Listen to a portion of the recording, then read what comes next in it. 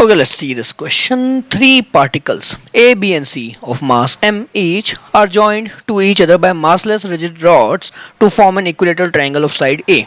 So this is my equilateral triangle of side A. I have got three particles on its vertices. Okay. Another particle of mass m hits B with a velocity v naught directed along BC as shown. So here is one more particle approaching with speed v naught along this line. It will hit B and then what happens? The colliding particle stops immediately. बैठ गया भाई ये तो. The time required by the triangle ABC to complete half revolution in its subsequent motion will be. So this particle collides with B and this particle comes to rest. The triangular frame will start moving in forward direction. At the same time it will rotate. So you have to find the angular speed and solve this situation. So this is your initial situation, right? This is your initial situation. So I take a point over here. I take this point O. Now about this point O, what is the torque acting on the system? The particle and the B over here, they are applying forces on each other. So their torque about this point will be 0. Okay. And the frame will apply internal forces. The particles ABC will apply internal forces on each other. They will not create any torque. No net torque about the point O. So the system has no net torque. So there is no external torque about O. So I can conserve angular momentum. So to conserve angular momentum, I should know the initial angular momentum first. So what is the initial angular momentum? The particle m has velocity v along this line. So the vector v naught is passing through a line which is passing through O. So the initial angular momentum is 0. Now I have to find the final angular momentum after collision. So after collision what happens? So these are my particles after collision. Okay. And this is again my point O. Right. After collision this is coming to rest. The triangular frame has a center of mass somewhere over here. This is the center of mass of the triangular frame. So the center of mass will acquire some speed v, and about center of mass the frame will acquire some angular speed omega. So they will rotate, at the same time they will move forward. Okay. Now how do we solve this problem further?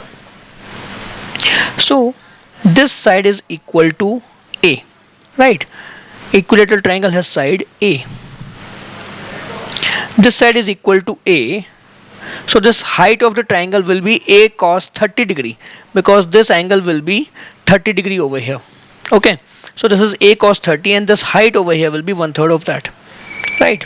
So I can write this height over here. This height will be A cos 30 degree into 1/3.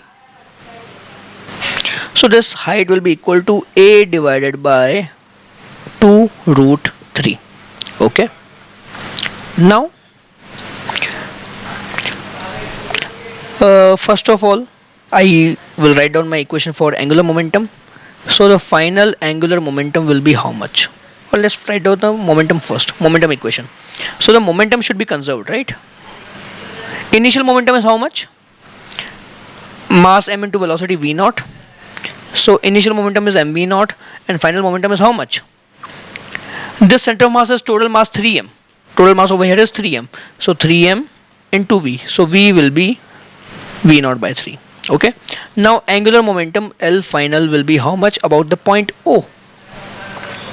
So because of this velocity, I can write down that angular momentum final will be angular momentum of center of mass plus angular momentum about center of mass. So for the center of mass, what is the angular momentum? The vertical distance of the center of mass is a by 2 root 3 and the velocity is v over here. So for the center of mass it will be total mass 3m into velocity v into a by 2 root 3, and I'll put a minus sign over here. Why minus sign? Because about this point, this is my position vector, and this position vector will rotate in this direction. About this point, the angular momentum of center of mass will be clockwise. So for clockwise, I have a negative sign. Then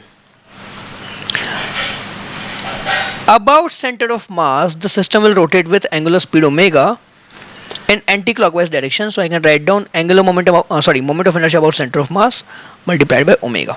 This is my L final. Okay. Now, what is the value of IC? So from the center of mass, the distance of particle A will be what? This height will be half of this distance. So this will be a by root 3. This will be a by root 3. This will be a by root 3. So m into a by root 3 squared plus m into a by root 3 squared plus m into a by root 3 squared. That is your moment of inertia. So this is equal to minus 3m or minus mva root 3 by 2 plus 3 times m into a by root 3 whole square into omega. This is my final angular momentum. So final angular momentum will be, and again putting velocity v as v naught by 3, velocity v as v naught by 3, what do I get? Minus m v naught a by 2 root 3 plus m a square omega. Now finally, initial angular momentum equal to final angular momentum. So initial angular momentum is 0. Finally minus m v naught a by 2 root 3 plus m a square omega. Okay. So from here I get omega. Omega will be equal to v naught by a times 2 root 3. So I found omega, and the question is asking time to complete half revolution. So time to complete half revolution will be pi by omega. So pi a 2 pi a root 3 divided by v naught. This is the answer. Okay.